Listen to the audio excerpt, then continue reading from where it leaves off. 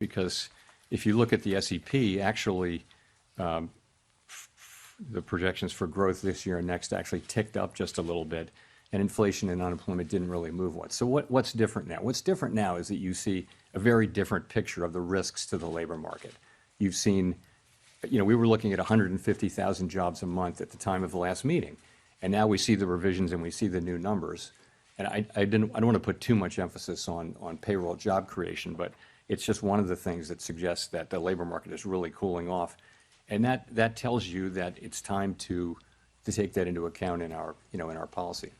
So just looking at the SEP, once again, the median participant has inflation higher than previously expected by the end of next year, and the Fed not getting back to the 2% target until 2028.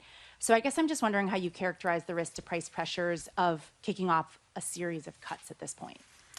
Yeah, so I would look at it this way. We fully understand and appreciate that we need to remain fully committed to restoring 2% inflation on a sustained basis, and we will do that. At the same time, we've got to weigh the risks to the two goals. And I would say since April, to me, the risks of higher and more persistent inflation have probably become a little less. And that's partly because the labor market has softened, GDP growth has slowed. So I would just say that the risks there have been less than one might think.